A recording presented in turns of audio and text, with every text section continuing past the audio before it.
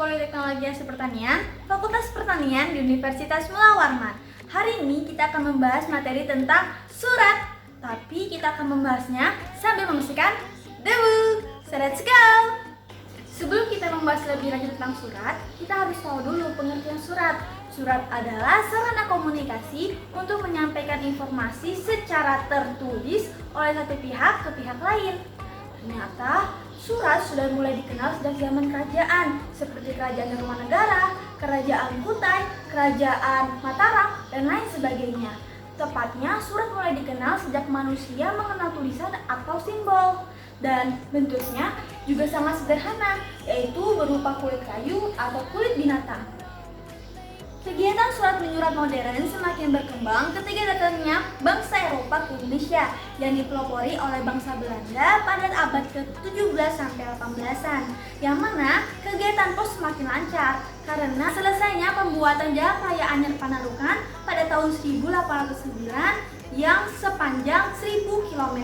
Hal ini menyebabkan jarak tempuh pos dari Jawa Barat ke Jawa Timur yang semula harus menempuh 40 hari diperpendek menjadi 6 hari saja.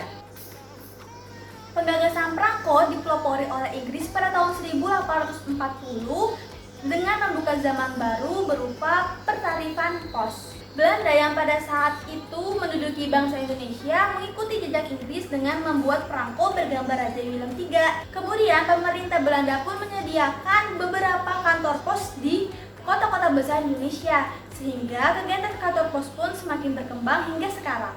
Yang terakhir kita akan membahas jenis-jenis surat, yang mana kita akan membahas 5 jenis surat, yaitu surat pribadi, surat resmi, surat niaga, surat lamaran, dan surat dinas.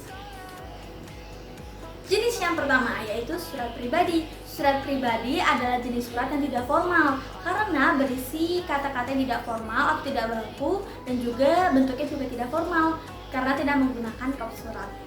Surat pribadi digunakan untuk kepentingan pribadi atau individu kepada keluarganya atau temannya dan lain sebagainya.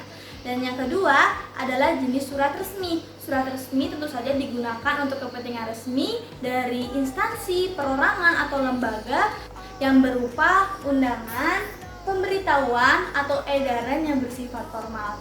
Dan yang ketiga ada surat niaga. Surat niaga adalah surat yang digunakan untuk menyelenggarakan kegiatan usaha atau surat yang digunakan untuk membuka koneksi dengan pihak luar. Dan yang ketiga adalah surat lamaran.